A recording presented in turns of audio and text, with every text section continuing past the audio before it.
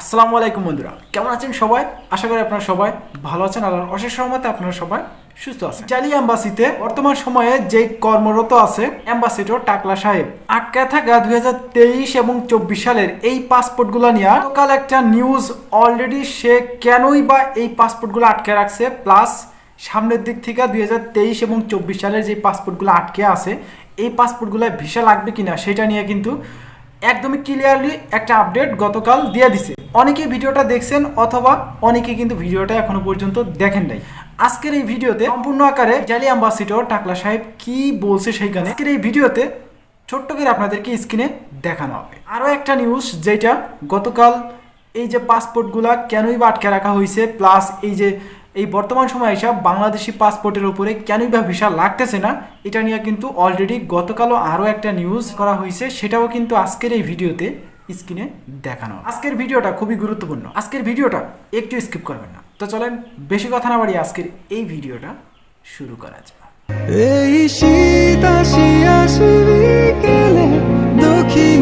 Italy ambassador কি বলছে আটকে থাকা পাসপোর্টগুলো নিয়ে, এই বিষয়টায় যাওয়ার আগে একটা ভিডিও আমি আপনাদেরকে দিতেছি। এটা গতকাল রাত্রেবেলা ভিডিওটা এনটিভিতে প্রকাশ করছে, যেটা হলো বাংলাদেশি পাসপোর্টের উপরে কেনই বা ভিসা লাগতেছে না, কেনই বা তাদের আক্ষেপ অন্যান্য কান্ট্রির।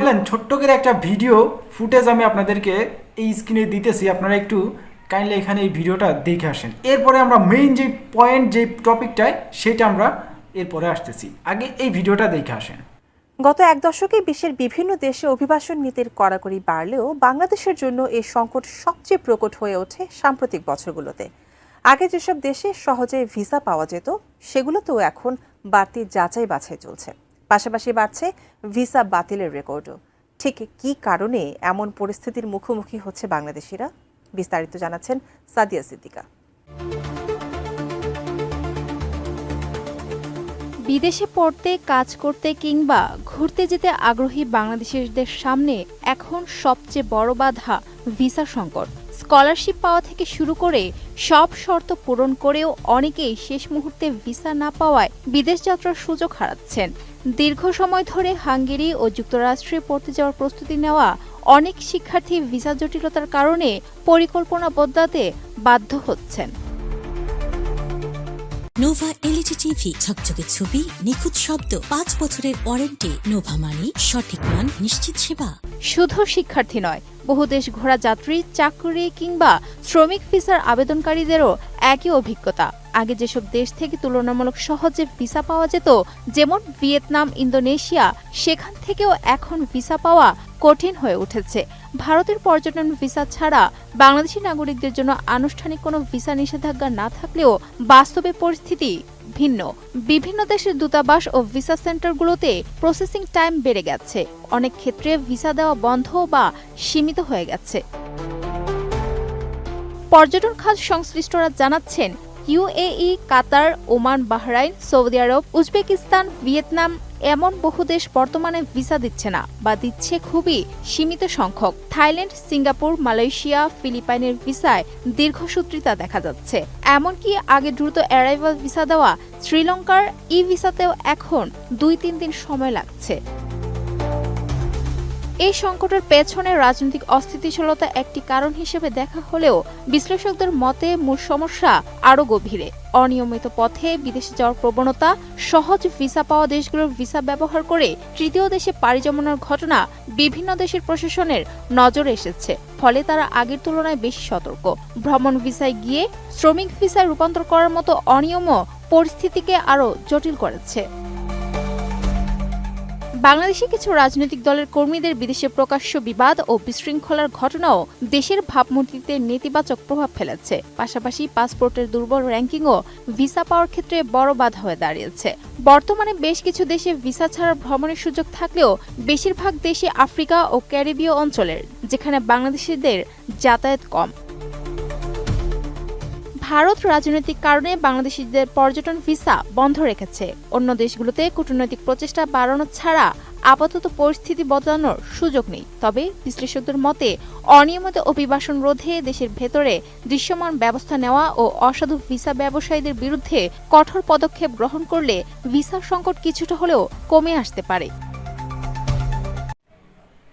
যাই হোক, এই 2-2.5 মিনিটের একটা ভিডিও ফুটেজ আমি আপনাদেরকে দেখাইলাম। এখানে কিন্তু আপনারা অলরেডি বুঝা গেছেন কেনই বা এই পাসপোর্টগুলো আটকে আছে, কেনই বা এই যে বিভিন্ন দেশ বাংলাদেশের পাসপোর্টে কেনই বা ভিসা লাগাইতেছে না, ভিসা দিতেছে না, সেটা কিন্তু আপনারা অলরেডি ক্লিয়ার হয়ে গেছেন। এখন এইগুলাকে একটু দমন করার দরকার। দেখেন, এগুলা কিন্তু আপনারাও কিছু করতে পারবেন না, আমরাও কিছু করতে পারবো, কূটনৈতিকভাবে কিন্তু এটা সমাধান করতে হবে। তো এইটারও অপেক্ষা কিন্তু অনেকেই করতেছে। যাই হোক, এই বিষয়গুলো নিয়ে ক্লিয়ার কাটভাবে একটা update Italy ambassador face to face আপনাদেরকে দেখাই দিছে, জানাই দিছে যে কেনই বা এই পাসপোর্টগুলো ভিসা দেওয়া হইতেছে না এবং সামনের দিক থেকে কেনই বা ভিসাগুলো দেওয়া হবে না, এটা নিয়েও কিন্তু ক্লিয়ার কাট প্রেস কনফারেন্সের মাধ্যমে আপনাদেরকে জানাই দিচ্ছে। আমরা সেই ভিডিওটা একটু আমি আপনাদেরকে স্ক্রিনে দিয়ে দিতেছি, এই ভিডিওটা একটু ফলো করেন, তাহলে কিন্তু আপনারা বুঝতে পারবেন। ওকে, স্ক্রিনে দিয়ে দিতেছি, এই ভিডিওটা একটু দেখে আসেন। অবৈধভাবে বিদেশে গিয়ে রাজনৈতিক আশ্রয়ের আবেদনের সুযোগের অপব্যবহার করছে বাংলাদেশিরা। এতে বাংলাদেশের পাসপোর্ট র্যাঙ্কিংয়ে প্রভাব পড়ছে বলে জানিয়েছেন ঢাকায় নিযুক্ত ইতালির রাষ্ট্রদূত অ্যান্তোনিও এলসেন্ড্রো। অবৈধ পথে ইতালি যাওয়া এই মানুষগুলোকে ফেরত পাঠাবে বলে সাফ জানিয়ে দেন তিনি। সোমবার রাজধানীর institute of international and strategic স্টাডিজে এক অনুষ্ঠানে তিনি এসব মন্তব্য করেন। বিস্তারিত জানাচ্ছেন নাদিয়া শারমিন। জীবন বাজি রেখে লিবিয়া হয়ে সমুদ্রপথে ইতালি যান অনেক বাংলাদেশি। ইতালির রাষ্ট্রদূতের দেয়া তথ্য মতে এবছর প্রায় 18,000 বাংলাদেশি বিভিন্ন উপায়ে ইতালি গেছেন। তিনি বলেন, এদের অনেকেরই রাজনৈতিক আশ্রয়ের বিধি মোতাবেক কাগজপত্র ও যথাযথ কারণ নেই, অথচ ইতালিতে রাজনৈতিক আশ্রয়ের আবেদন করছেন গণহারে। অনেকে আবার সঠিক নথি, নিয়োগকারী ও প্রশিক্ষণ ছাড়াই যাচ্ছেন ইতালি। এভাবে যাওয়া বন্ধে কয়েকশো বাংলাদেশিকে এরই মধ্যে দেশে ফেরত পাঠানো হয়েছে। Now we are determined to do more. Why? Because we want to send a signal in order to stay, even if they are not prosecuted and not victims of any discrimination at home. But they apply for asylum. This is an abuse of our system, and therefore, of course, this has an impact on the passport ranking. এসব বাংলাদেশিদের এক একজন দালালদেরকে প্রায় 15,000 euro সমপরিমাণ টাকা করে দিয়েছে বলে জানান রাষ্ট্রদূত। এত টাকা দালালদের না দিয়ে বরং নিজ দেশে ব্যবসায় কাজে লাগানোর পরামর্শও দেন তিনি। এভাবে ইতালি পাড়ি দেয়াদের ভুক্তভোগী বলতে নারাজ তিনি। But at the beginning, when they pay this insane amount of money to an illegal dalal, they are not victims. They are co-responsible for their own fate and destiny. Italy প্রবাসী বাংলাদেশি অনেকে ফোনের মাধ্যমে বাল্যবিবাহ করে। অপ্রাপ্তবয়স্ক এসব মেয়েদের ইতালি নিতে আইনি জটিলতায় পড়তে হয়। এই চর্চা বন্ধে সরকারের প্রতি আহ্বানও জানান তিনি। They bring very young women of Bangladesh, and because of the lack of reliability of public documents, sometimes these young women might not be 18. GSP প্লাসের মতো বিশেষ শুল্ক মুক্তির সুযোগের মধ্যে আটকে না থেকে মুক্ত বাণিজ্যের পথে হাঁটতেও বাংলাদেশকে পরামর্শ দেন তিনি। You must be careful not to remain in a comfort zone where your industry, your domestic industry is protected. No reason to increase productivity, efficiency, because you are protected from abroad by your high tariffs. আগামী নির্বাচন স্বচ্ছ, জবাবদিহিতামূলক হোক এবং বাংলাদেশে শান্তিপূর্ণ ও স্থিতিশীল অবস্থা থাকুক, এটাই ইতালির চাওয়া বলেও জানান তিনি। এদিকে ইতালির প্রধানমন্ত্রীর বাতিল হওয়া বাংলাদেশ সফরটি দ্রুত আবারও আয়োজন করতে দুদেশ একসাথে কাজ করছে বলেও জানান এই রাষ্ট্রদূত।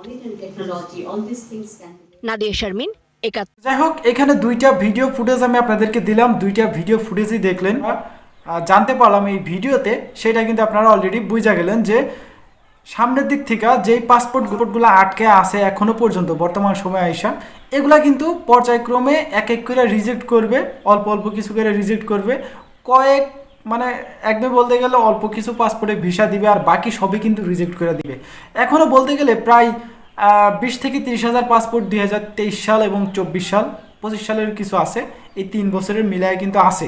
তো এগুলো বেশিরভাগ সংখ্যকই রিজেক্ট করবে। আর এই যে এই পাসপোর্টগুলা আটকে যাওয়ার পেছনের যে গল্পটা আপনাদেরকে শোনাইলো ইটালি অ্যাম্বাসিডর, সেটার জন্য কিন্তু এখন মনে হইতেছে যে নিজেদেরই দাগ, যেভাবেই হোক পাসপোর্টগুলো আগে রিজেক্ট করুক অথবা পাসপোর্টে ভিসা দেখ, খুব দ্রুত সময়ের ভিতরেই আমরা আশাবাদী যে খুব দ্রুত সময়ের ভিতরেই এই একটা সমাধান তারা দিবে। এটারই অপেক্ষায় অনেক পাসপোর্ট আটকে আছে, অনেক মানুষ কিন্তু এটার অপেক্ষায় আছে যে কখন এই পাসপোর্টগুলো ভিএফএস গ্লোবাল অ্যাম্বাসি থেকে রিজেক্ট করবে অথবা ভিসা সহ পাসপোর্টটা ব্যাক দিবে। এটার কিন্তু অপেক্ষায় অনেক মানুষ আছে, সবাই আছেন আপনারা যারা ভিডিও দেখেন তারা কিন্তু সবাই আছেন এই অপেক্ষাটাই। এম্বাসি থেকে সর্বশেষ আরও 2-1টা আপডেট আমি আজকে একটু আগেই দেখলাম যে দেওয়া হয়েছে, এগুলো নিয়ে পরবর্তী ভিডিওতে বিস্তারিতভাবে আলোচনা করা হবে। সেই ভিডিওটার জন্য অবশ্যই অপেক্ষা করবেন। এই ছিল আজকের ভিডিও, দেখা হচ্ছে নেক্সট একটা ছোটোখাটো ইনফরমেশন ভিডিওতে। ততক্ষণ পর্যন্ত আপনারা সুস্থ থাকবেন, ভালো থাকবেন।